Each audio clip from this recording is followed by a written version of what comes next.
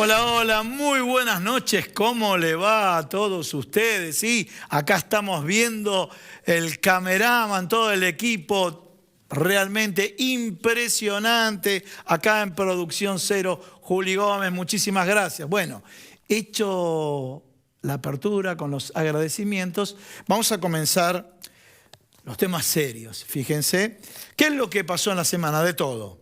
Y de todo significa, la semana anterior asumió, el día domingo estaba con una bolsita yendo al supermercado y le dijeron, tenés que ser ministra de Economía.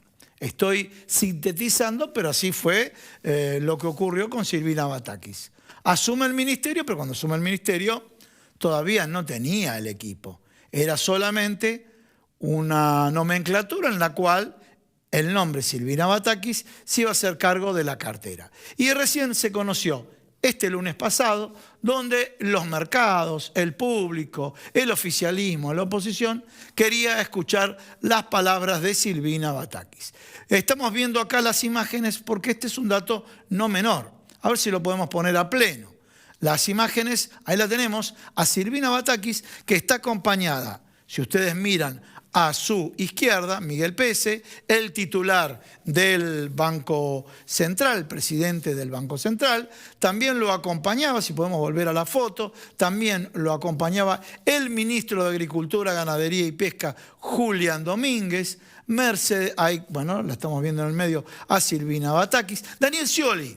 Y acá podemos combinar la política con la economía. Y cuando digo la política con la economía, quiere decir, Silvina Batakis trabajó con Daniel Scioli cuando fue gobernador de la provincia de Buenos Aires. Se dice que políticamente Silvina Batakis articula con Daniel Scioli por un lado y también con Guado de Pedro, que en el último tiempo trabajó mano a mano con alguien muy cercano a Cristina Fernández de Kirchner, que es Guado de Pedro. Seguimos con la mesa y en la mesa también lo vemos a Matías Lamens, vinculado con, obviamente, el ministro de todo lo que es deportes y turismo. Un tema no menor porque la semana anterior apenas asumió, fue un programa, llamémoslo si a ustedes les parece, a un programa del terreno enemigo.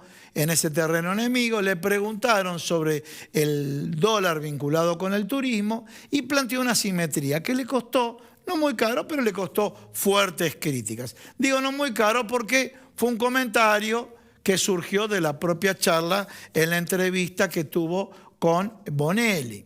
Ahora, volviendo a la presentación, este lunes sería la presentación oficial de la ministra con el resto de los ministros y las políticas a seguir.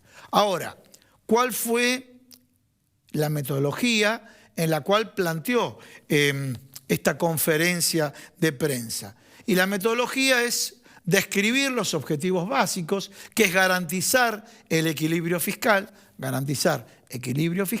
en su mensaje a los mercados y al Fondo Monetario Internacional.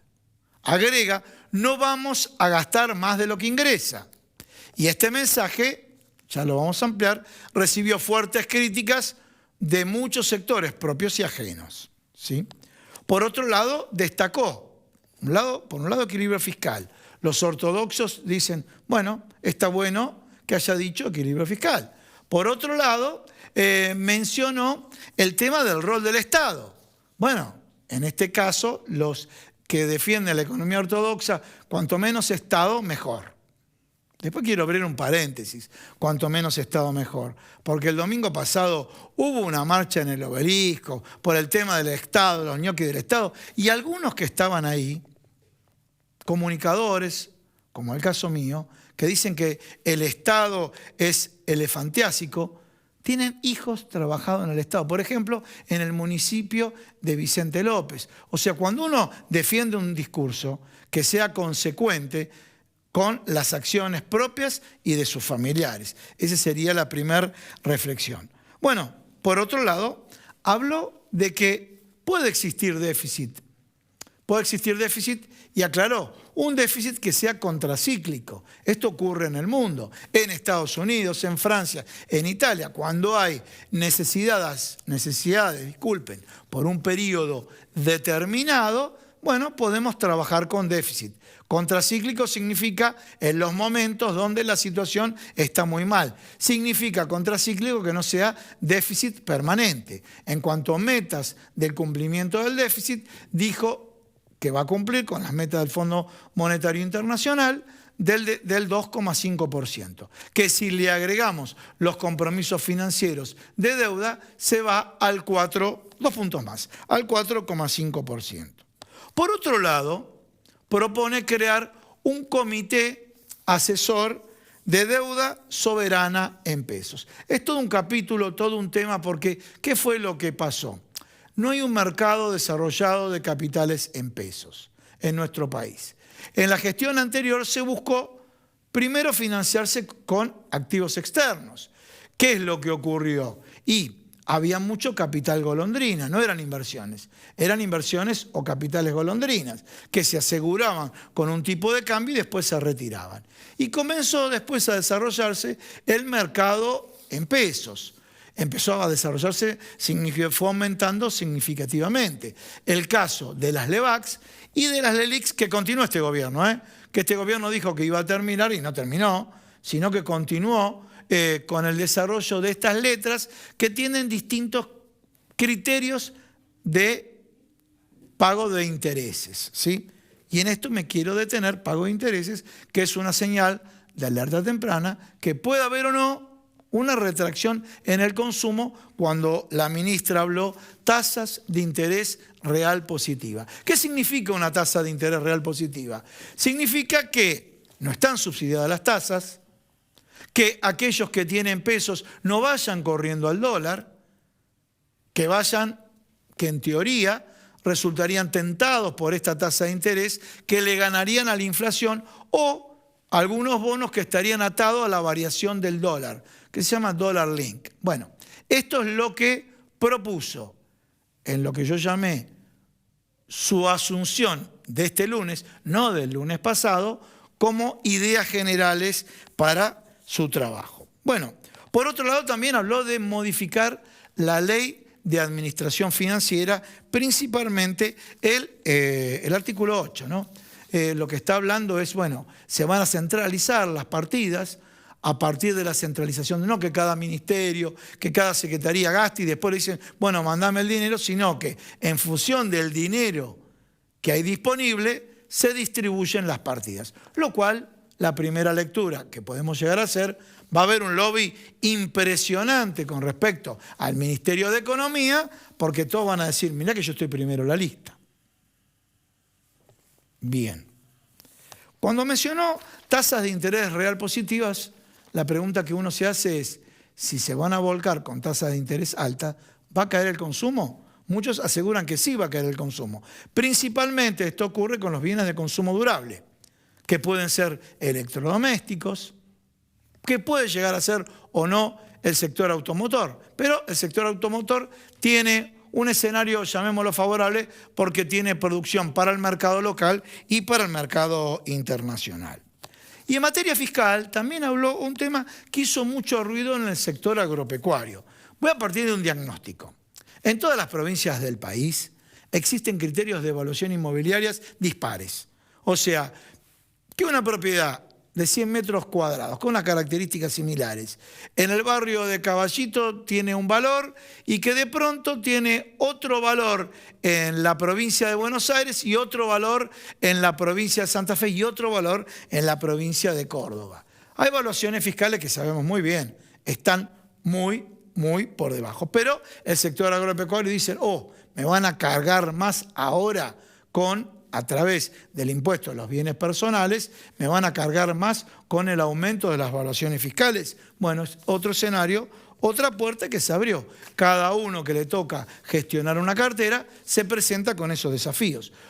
Y uno de los temas que estuvo vinculado con los gastos del Estado ya tuvo la primera respuesta del secretario general de ATE, Hugo Cachorro Godoy, que se opuso directamente. Se opuso directamente, ¿qué es lo que proponía?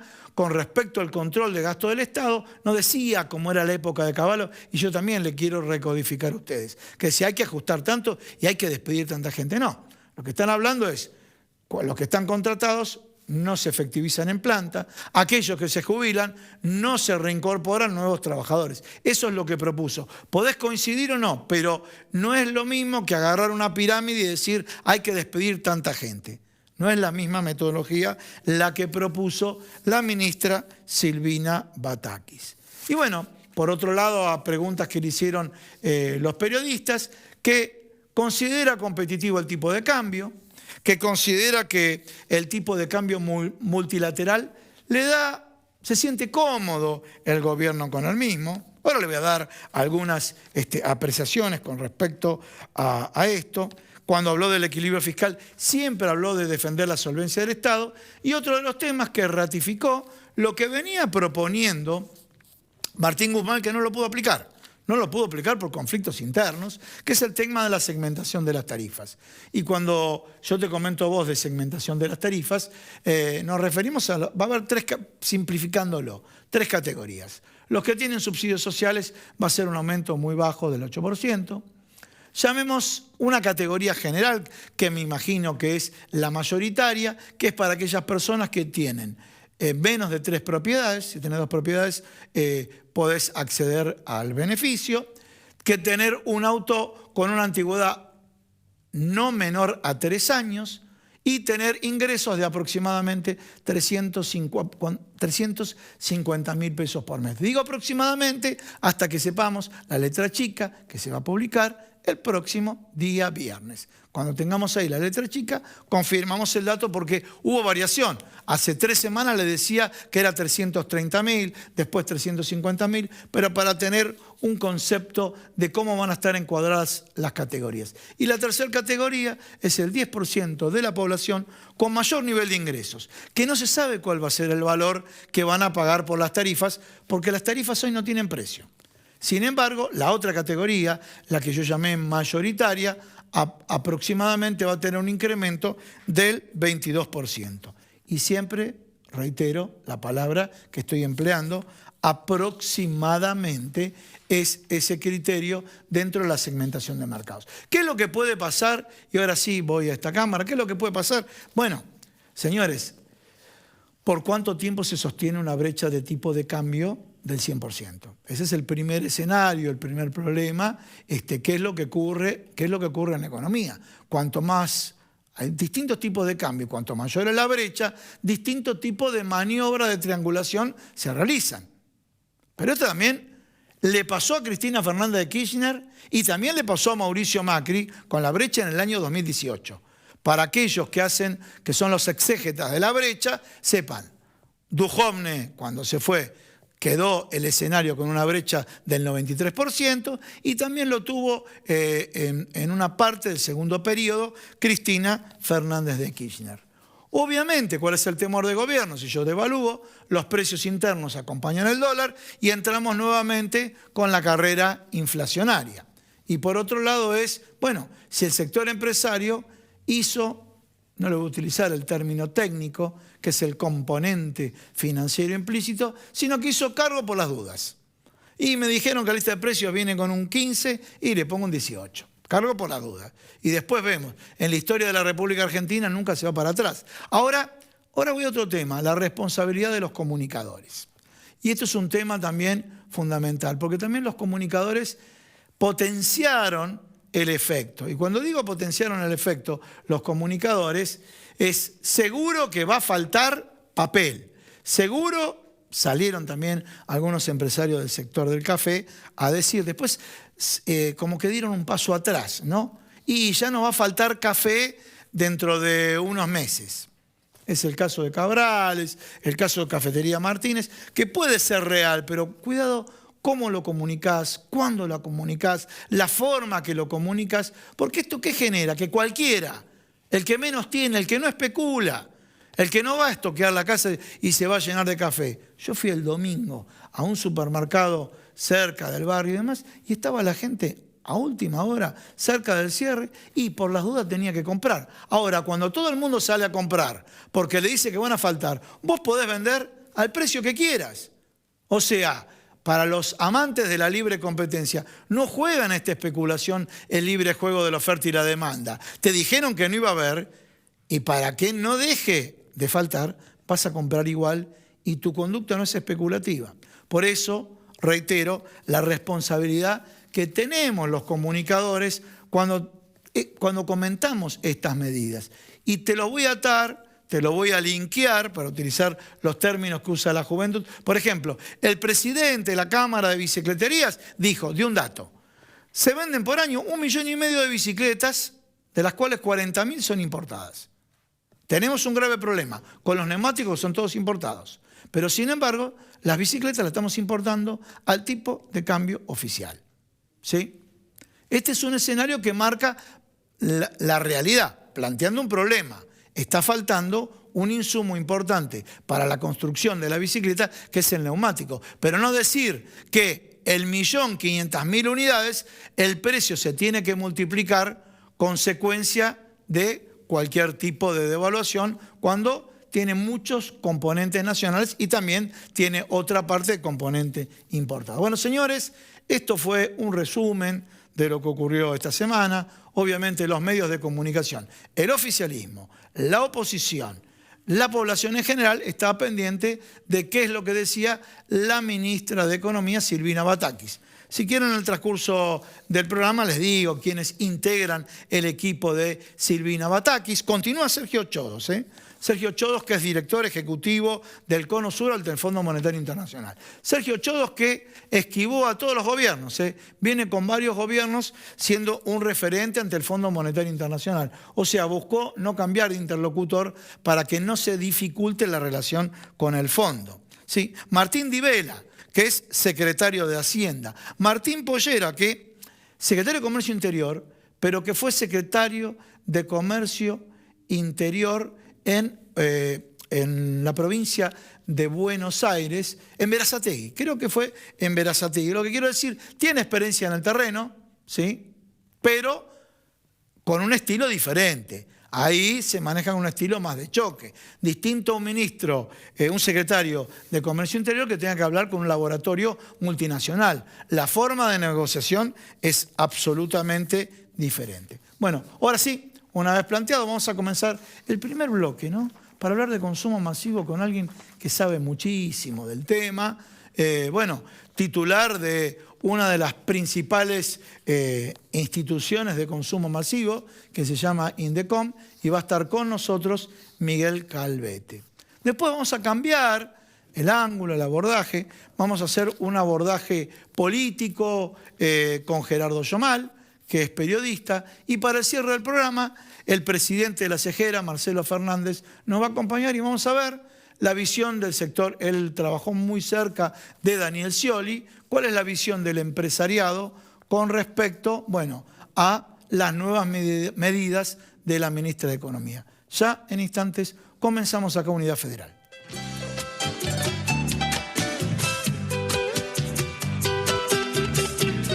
Bueno, lo prometimos, estamos con Miguel Calvete, titular de Indecom. ¿Cómo te va, Miguel? ¿Qué tal? ¿Cómo están? Gracias por la invitación. Primer punto, si te parece, podés disentir en todo lo que escuchaste, no escuchaste y demás, pero lo primero que quiero comentar en este tema, por la historia que tenemos en nuestro país, ¿no? Sobre el desabastecimiento y demás, o lo que le pasó en su momento, me tocó, lo que yo pude ver fue lo que le tocó a Raúl Alfonsín, ¿no es cierto? Sí, con ese tipo de corridas. ¿Hay responsabilidad de los medios de comunicación con lo que dicen a veces? Mira, coincido en un tema de tu editorial que es que hay mucha responsabilidad de los medios de comunicación. Es decir, más allá de que hay una retracción en Hay problemas en la entrega de productos, sin lugar a duda que hay problemas en la entrega de productos. Vemos que sobre 10 unidades de determinados productos se entregan 6, y tenemos un 40% de retracción, que no implica que haya desabastecimiento, porque vemos que muchas segundas o terceras marcas, en el caso de la industria de la alimentación, se reposicionan y bueno, hay oferta. En el caso de precios cuidados, bueno, ahora se relanzó el nuevo secretario de Comercio, el licenciado Polera, se relanzó y bueno, esperemos que cumplan y lo podamos ver en las góndolas. A ver, son 949 productos, son solamente grandes compañías, se hizo dentro de una emergencia compleja. compleja. O sea, yo comenté en la apertura del programa que quien hoy es ministra estaba un domingo a la bolsita en el supermercado y le dijeron, vas a ser ministra de Economía. Le llegó el mensaje de texto. Y le llegó el mensaje. No, pero no, señores, es tal cual. Hay que estar... yo la he felicitado por el nombramiento, pero fue así. Hay que estar en los zapatos de esta mujer, más allá que tiene experiencia, ¿no? Manejó 5 años un déficit de la provincia de Buenos Aires, una pelea política interna de poco flujo de fondos al gobernador Scioli en ese momento. Tan mal no lo manejó, pero bueno, ahora el escenario es otro, ¿no? Por lo menos tiene trabajo de campo. Trabajo de trinchera tiene, sin lugar a dudas. Y hoy estamos en el frente ruso, te diría.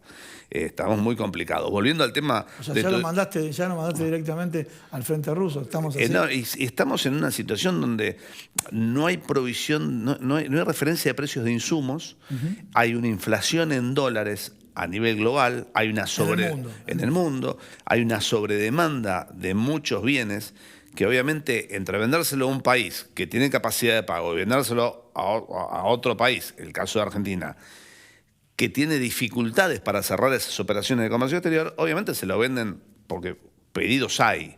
Entonces, lo vemos en acero, lo vemos en la hojalata para los enlatados. Más allá que se fabrica en la Argentina, de hecho es monopólica hoy Siderar, en eso, tanto hojalata, tanto los envases larga vida, que son transversales a toda la industria de alimentación, que es un insumo importado, el caso del plástico, se produce mucho en Argentina, pero casi el 80% está en manos de una multinacional americana que es prácticamente... ¿Cuál es? Chemical Dow. Chemical Dow, sí. Es la empresa. En el caso del vidrio son 2 multinacionales, una de la zona sur de la Argentina, una familia tradicional de apellido italiano, Catorini, que bueno, hoy pertenecen al mismo grupo en Estados Unidos. La pregunta que te hago es la siguiente, porque justo sentado en tu lugar lo tenía a un economista libertario. ¿Te imaginas quién es Javier Mire? Dice, bueno, pero esta concentración se da en varios países del mundo y el único que tiene mucha inflación es Argentina. ¿Coincidís o no con eso? Bueno, en eso hay una realidad. Las grandes corporaciones, como en el caso de la Argentina, ocurre en Estados Unidos, en Europa, y es verdad, no hay inflación. ¿Pero por qué? Porque tienen regímenes de defensa de la competencia o leyes antimonopolio que son muy fuertes, muy rígidas, muy severas. No tenemos que ir a Estados Unidos, en Uruguay.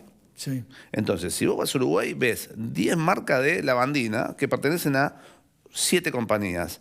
Acá ves 20 marcas de lavandina que pertenecen a 4 compañías. 4 o a 2. O a 2, pero ponele 4. Entonces, pero acá no funcionó nunca una iniciativa en su momento del doctor Polino, que fue la Ley de Defensa de la Competencia. La creación de los tribunales de la competencia se iba a hacer hace 2 años, después de 20 años. La ley se promulgó en el año 99, si no me equivoco. Y se formaron los tribunales. ¿Qué año? En el año 99. Antes de la crisis. Antes, sí, no, mucho antes de la crisis. Y a ver, la ley de defensa de la competencia funciona en cualquier país medianamente serio. Los niveles de concentración... Un país libertario tiene la ley de defensa de la competencia. Absolutamente. Y si no desinvertís realmente, vas preso o el Estado te sanciona de una manera muy, muy fuerte. En la Argentina la única vez que se aplicó en el sector, en algunos sectores de comunicaciones y demás, pero en el caso de la alimentación, de lo que es esencial, te voy a dar un ejemplo. Había una multinacional, existe una multinacional mexicana que fabrica pan lactal. Había otra gran empresa argentina que fabrica pan lactal y entre las dos tenían el 95% del mercado. Sí. El otro 5% se dividía en 2 o 3 empresas, de las cuales el 4 tenía una vieja marca, Sacán, no sé si la recordás. Sí, sale un dictamen de desinversión, porque, a ver, el 100% estaba concentrado en 3 empresas. ¿Y qué obligan a hacer a esta multinacional? A vender parte de la compañía. ¿Qué venden? Venden puntualmente esta marca, Sacán, y la desinversión fue Sacán. O sea que del 95% que tenían pasaron a tener el 90%. Sí. O sea que también, evidentemente, está mal aplicada la ley. Esto fue la gestión del secretario de Comercio Moreno.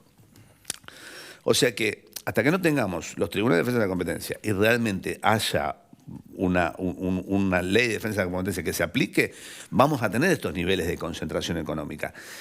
Que, a ver, ¿ayudan a la economía, las corporaciones? Sí, ayudan. Ahora, en Estados Unidos, para darte un ejemplo, son regímenes estaduales, porque obviamente es una confederación de estados. En cualquier estado, la gran mayoría de los estados, si produce una gran compañía un determinado producto, pero ese producto está integrado en el 50% por pymes, a esa corporación le bajan los impuestos. ¿Por qué? Porque está generando trabajo. Es decir, ellos venden una marca. Vos tenés una gran marca X alemana, pero la integración son pymes, les conviene justamente generar. Entonces, tienen otro régimen, primero de pensamiento y segundo de desarrollo. Entonces, a ver, Argentina tiene hoy una empresa de 20 empleados o una multinacional de 5.000 empleados y desde el punto de vista fiscal y tributario lo tratan de la misma manera.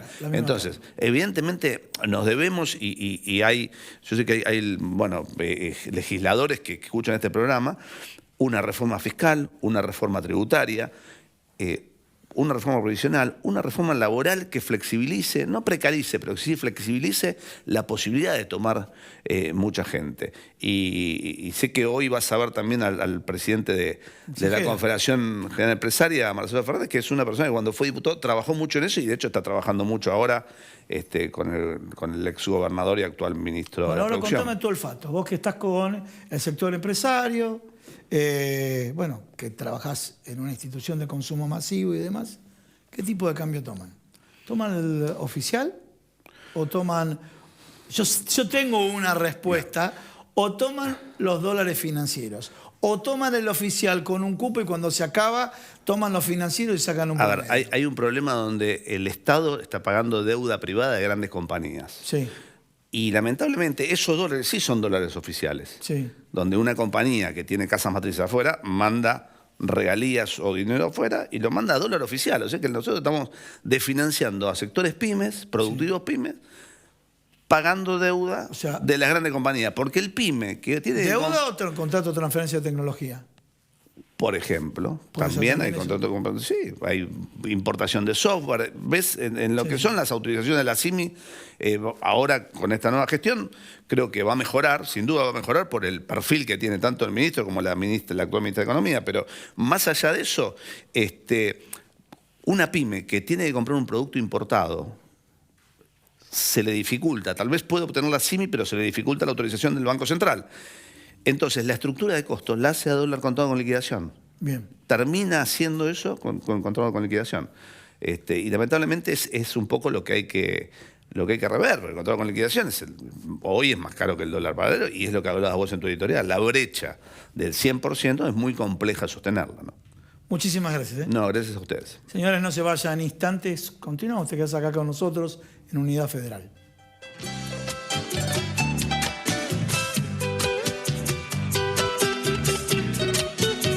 Bueno, ahora sí, está acá en piso Marcelo Fernández, presidente del CEGERA. Muchas gracias por venir al programa. Le cuento a todos ustedes, lo agarraban en la puerta ahí con un móvil de América para entrevistarlo. No, Gustavo, bueno, sabes que para mí es un gusto estar acá. Me siento columnista ya, así que del programa, así que no podía faltar. Y bueno, América me hizo una nota, le hicimos en los pasillos. Bueno, primero, yo dije en la editorial en la apertura, la ministra asumió este lunes. ¿Por qué asumió este lunes? Ahora le pedimos al director, porque tenemos la foto ahí, y con la foto creo que puedo trabajar mucho con vos, que es la foto de la ministra de Economía con todos los funcionarios. Es un mensaje esto, ¿no es cierto? Esto es comunicación. Miguel Pese, presidente del Banco Central. No ubico a los dos que están al lado de Batakis. Bueno, Miguel, bueno, Julián dice no ubica por la proximidad. Julián Domínguez, ministro de Agricultura, Ganadería y Pesca. Lo tenemos a Daniel Scioli, ha trabajado mucho. Marcelo Fernández con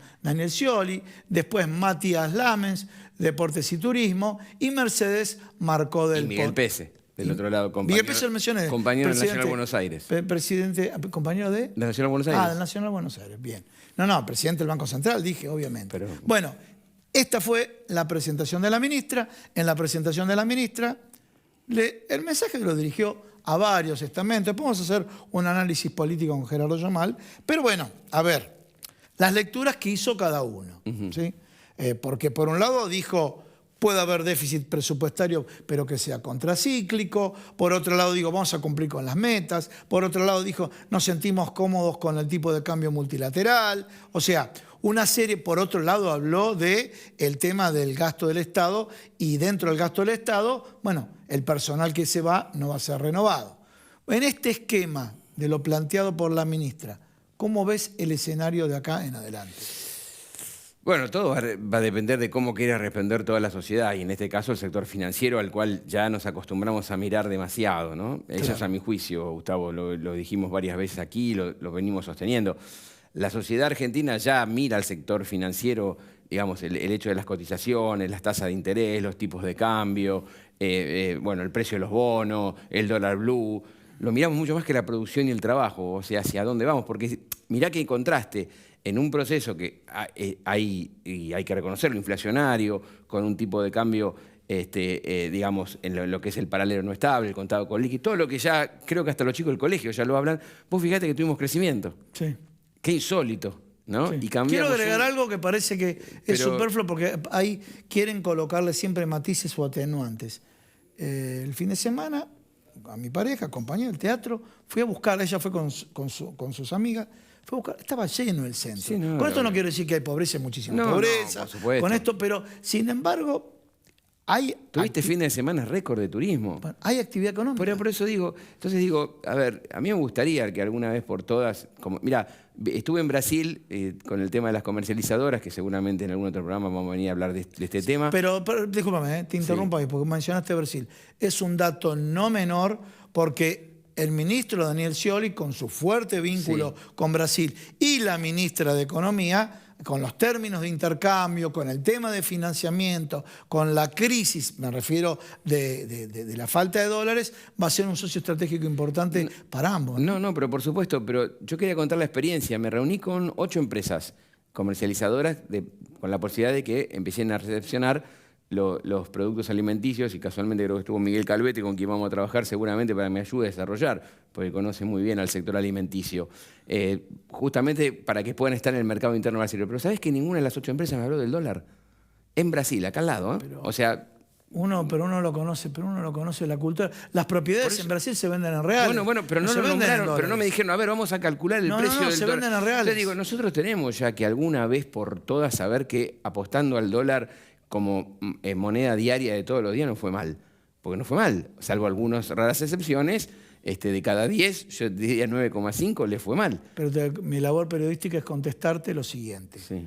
Lo que apostaron al peso le fue peor. No, está bien, pero no digo apostar a, sino que empecemos a saber que tenemos una moneda. Pues si no, en definitiva, tienen razón los que quieren tener el dólar como moneda de la Argentina. O sea, que el peso no exista más.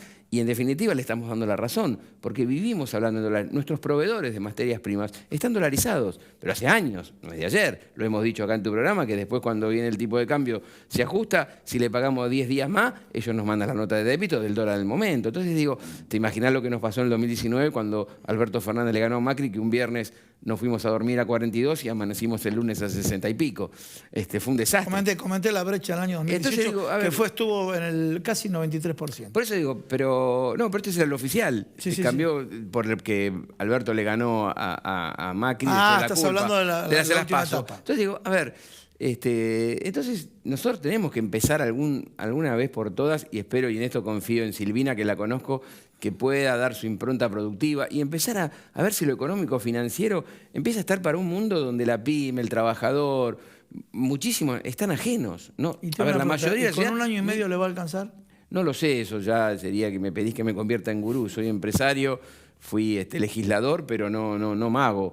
Yo creo que tenemos un gran problema. Nosotros estamos todos... Vos fíjate, vos a un chico le decís cómo se produce un auto, cómo se produce una indumentaria, o cómo se produce hasta un alimento, no tiene idea. Ahora te va a hablar del contado con liqui.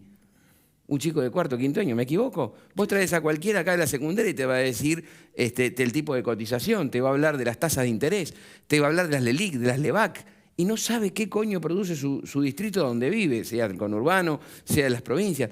Me parece que llegó un momento a ver si podemos de alguna vez por todas, tendríamos que traer a Helvar de vuelta, ¿no es cierto? Va a ser difícil. Por suerte, la ministra de Economía, cuando la sentaron en el ping-pong que estuvo en TN, le preguntaron cuál fue el mejor ministro de Economía de la historia y dijo Helvar. Eso me da una tranquilidad porque veo cómo piensa. Bien. Contame un poco, bueno, tus actividades dentro de la CEJERA de acá en adelante con esta nueva gestión.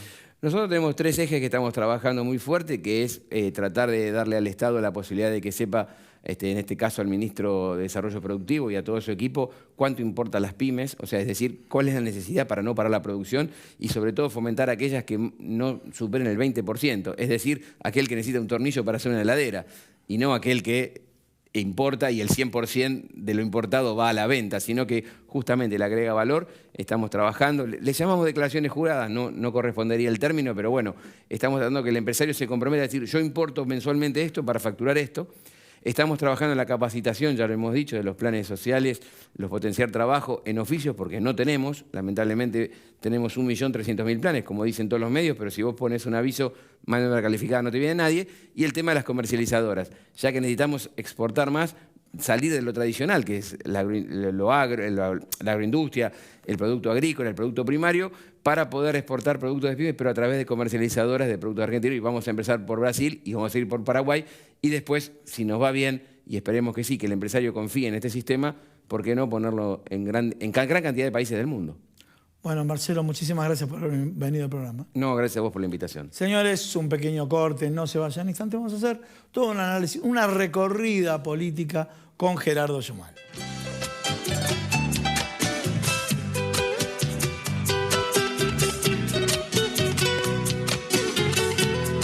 Bueno, señores, ahora sí estamos con Gerardo Schumann. ¿Cómo te va, Gerardo? Bien, muy bien, Gustavo. Bueno, tenemos mucha recorrida para hacer. En la recorrida son tantas las preguntas. Vamos a hacer lo siguiente, si te parece. Cambiemos la metodología. Empezá vos y aceptá que te interrumpa y vamos adaptando. Empezá vos cómo estás viendo este último proceso. Si querés ver, bueno, la renuncia de un ministro y la aparición, el nombramiento de una nueva ministra. Bueno, lamentablemente mucho circo dentro del gobierno del Frente de Todos, una renuncia intempestiva de Martín Guzmán, cuando estaba hablando Cristina Fernández de Kirchner, todo muy improvisado, todo muy berreta, no ayudando nada a la construcción del gobierno, a la construcción de la coalición. Así que distintos factores económicos se disparan mal y vos ves el clima que hay en una parte importante de la población. Estos últimos 10 días, el comercio, la industria, todo tipo de transacción estaba como trabada. Había diferencias de precios entre 10, 20 y 30%. O decís, la industria de la construcción va y te aumenta en dólares 30%. Vos decís, es un delirio. Se hace muy difícil vivir. Los gobiernos, el peronismo, requiere dar tranquilidad a la población para que pueda vivir de alguna manera con algunas pautas. ¿Te puedo interrumpir ahí? ¿Cómo no? Bueno, dijiste, el gobierno, el peronismo, necesita dar tranquilidad a la población para que tenga algunas pautas. Esta fue tu frase. Tomándome de ese dato, yo te pregunto, a los dos sería, al presidente de la Nación y a la vicepresidenta, saben que cada uno con acciones u omisiones, omisión, no recibir o no hablar con acciones, con un discurso diciendo que bueno, que el teléfono lo puede revisar el de uno sí y el de otro no. La coalición gobernante no toma conciencia que termina afectando con este tipo de disputas al propio votante.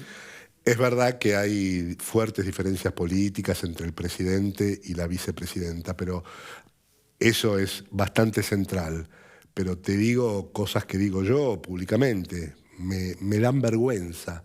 No quiero decir que son como chicos porque es hablar mal de los chicos, pero no levantar el teléfono, no reunirse, que la vicepresidenta tuvo que escribir un montón de cartas, que Cristina también lo viene erosionando hace mucho tiempo al presidente. Bueno, eso no se hace con el país, no se hace con el 48% de la población que lo votó, que tenía muchas esperanzas. Tuvieron que llegar a este momento cuando uno puede suponer que el barco está en uno de sus peores momentos para generar la posibilidad de una tregua, decir, che, hablemos por teléfono. Algo obvio dentro de una coalición. Acá no se va a salvar ni Alberto ni Cristina, todos se van a ir al tacho. No es que se va el presidente para abajo y después viene Cristina a salvarnos. Cristina no puede aparecer como si ella fuera una observadora de la ONU, que viene a dar una cátedra. Muchas de las cosas que dice en general son muy interesantes, pero vos sos parte del gobierno, vos sugeriste al presidente de la Nación apretar el acelerador, pasar a la construcción política, que la gente se mueva, que piense, que la Argentina se mueva. Ahora, hoy el gobierno necesita hechos conducentes, necesita que la cotidianeidad cada día cambie un poquito, que la gente sienta una buena noticia una vez por semana, pero en su vida, en su cuerpo, en su cabeza. Asume la nueva ministra de Economía, que es una mujer muy respetada en las provincias por los gobernadores, viene de un peronismo tradicional, viene de Scioli, pero tiene una mentalidad abierta, interesante, nacional, popular, tiene una larga historia en el peronismo. Te cuento una anécdota, la abuela de Silvina Bataki se acostaba en la cama con una medallita de Eva Perón. Bueno, pero le dieron una brasa caliente en las manos. Me hace acordar en los últimos momentos de Alfonsín, que ya lo estaban expulsando del poder y tuvo que resignar el poder, que bueno, hizo un sacrificio Jesús Rodríguez para asumir como ministro de Economía. Salvando la distancia, bueno, Silvina Bataki se tiene que jugar esta patriada y estamos a apenas un año de las próximas PASO en el 2023. Así que los tiempos son muy cortos. O acelerás o trabajás por el mercado interno, por el trabajo, por el pueblo, por el contrato electoral del 2019, o el peronismo la puede pasar mal el año que viene. Me parece que hay tiempo todavía, pero tenés que jugar. Uno mira también un poquito para atrás, muy poquito, y te preguntás, cuando asumió el gobierno de Alberto Fernández, con la pandemia, con miles de problemas, ¿cómo no acumulaste dólares en el Banco Central y llegás al peor momento donde hoy tenés la caja vacía y los factores de poder se hacen un picnic con vos? Tenemos que hablar del doctor Alfonsín, que resignó su gobierno 6 meses antes. Tenemos que recordarnos de Fernando de la Rúa, que se tuvo que ir del gobierno por su ineficiencia y por su política. Bueno, el electorado que votó, entre otras cosas, también para sacar a Mauricio Macri, espera y sigue esperando otras cosas, y la coalición tiene que articularse y llegar a fondo en cuanto a las necesidades populares, ¿no? Bien, ¿y cómo ves a la oposición vos? O sea, a ver, ¿qué es lo que vemos en la fotografía del día de hoy?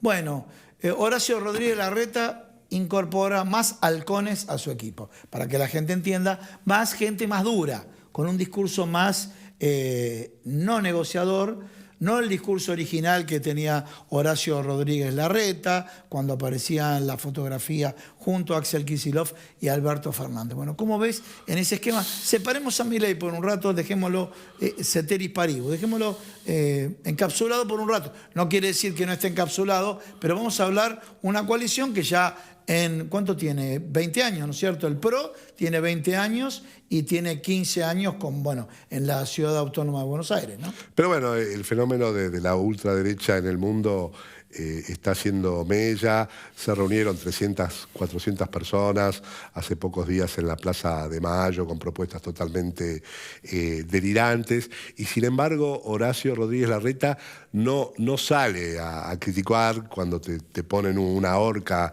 en la Plaza de Mayo. Así que de alguna manera él quiere llevar para sí todos esos sectores más de derecha que están dando vuelta en la sociedad.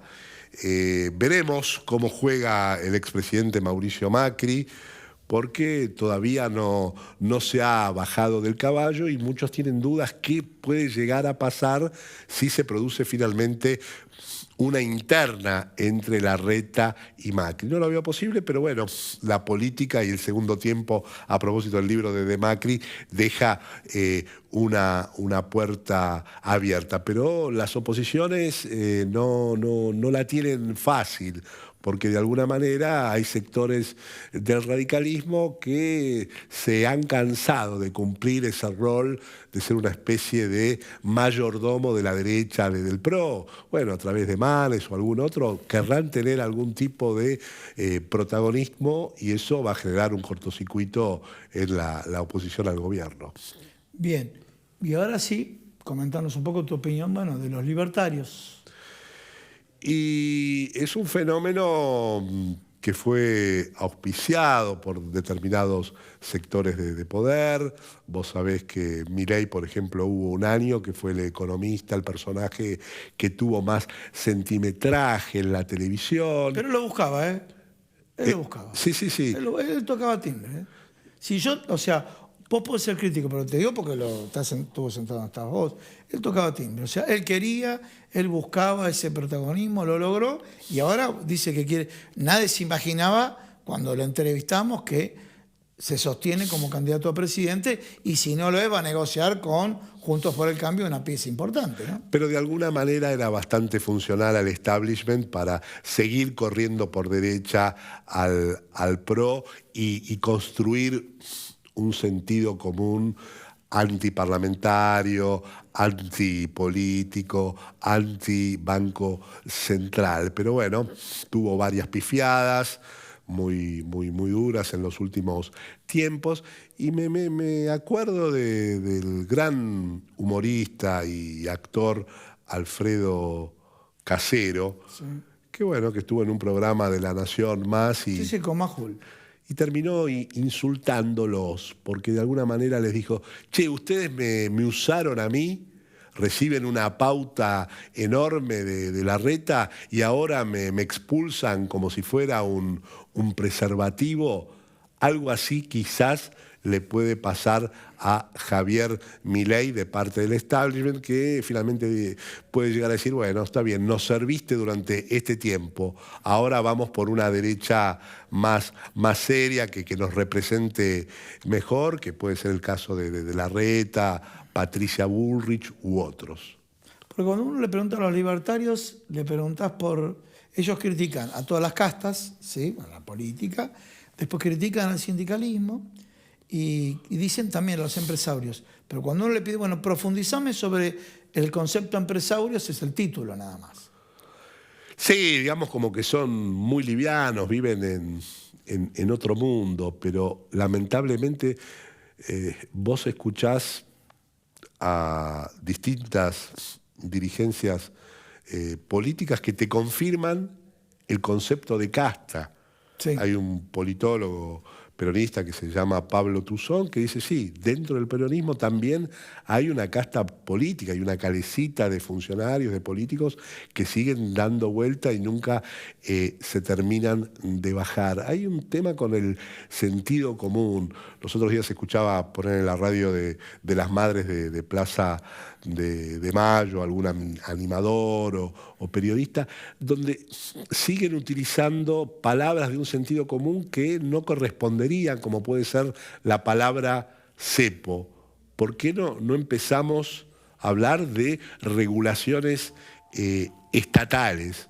Ponele, sí. Gustavo, ¿por qué si vos viajás al exterior, sí, un gobierno nacional y popular, no sería el momento de decir, bueno, vos querés viajar al exterior, el Estado, el gobierno no tiene divisas para darte. Abrite una caja de ahorro, depositate tus dólares, compralos en algún lado y cuando vos viajás, pagás con tu tarjeta de crédito, de débito en el exterior. Me parece que lo nacional y popular tiene que abrir el juego a otras variables, salir de los esquemas clásicos, porque hay muchas cosas que no vienen funcionando de la misma manera que una cantidad de dólares que llegan de los turistas del exterior. Me parece que hay que reformular, hay que salir de determinados estereotipos, porque así la cosa no funciona. Hay que dar vuelta la biblioteca, buscar otros libros, releer los viejos y renovarlos para avanzar con otra forma de hacer política y política económica.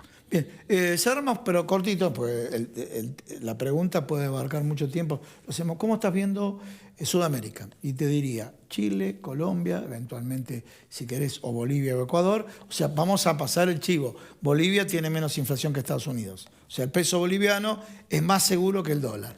No lo digo a tono de broma, es un hecho real. Se dio a conocer porque lo que ocurría en Jujuy, no conseguí dólares, conseguí peso boliviano que tiene menos pérdida de poder adquisitivo que el dólar. ¿Cómo ves lo que está pasando en estos tres países o en Sudamérica? Bueno, es un proceso interesante.